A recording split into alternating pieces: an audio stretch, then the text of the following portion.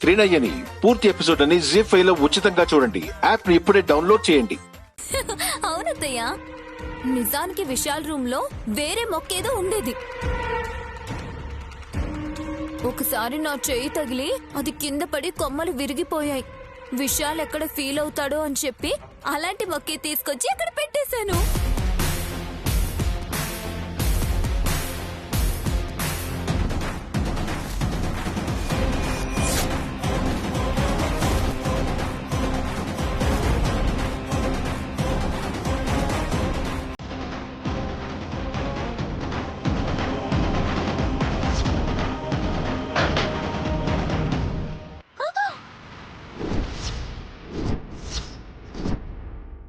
ఓ, ఇప్పుడు విశాల్ గాని చూశాడంటే నన్ను చంపేస్తాడు.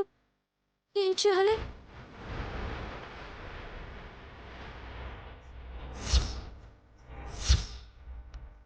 సారీ గాయత్రి అత్తయ్య.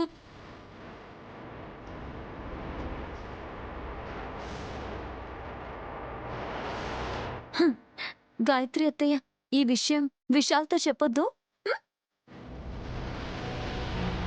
బాయ్.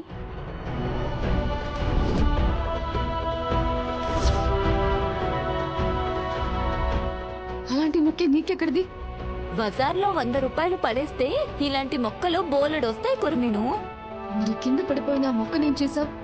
ఓ అదా, చూడ్డానికి బానే ఉంది. కూర వండితే పోదా అని చెప్పి మంచిగా ఒకరోజు కర్రీ చేశాను. కానీ మీ అందరికీ ఆ కూర తినే అదృష్టం లేదు. మీరెవ్వరూ తినలేదు. కానీ ఆ దురద పిన్ని మాత్రం తింది. ఏంటి? దురంధర వదిన తిన్నదా? అయినా ఏం కాలేదా? ఎందుకు కాలేదు? ఆ రోజు కదా దురదపినికి ఆయాసం వచ్చి ఊపిరాడక పడిపోయింది. దేవుడి దయ వల్ల బతికి బయటపడింది.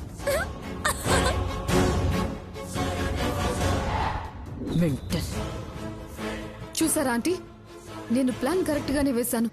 మధ్యలో ఈ హాస్ని సిస్టర్ వచ్చి చెడగొట్టింది. అర్థమవుతుంది, అంతా అర్థమవుతుంది.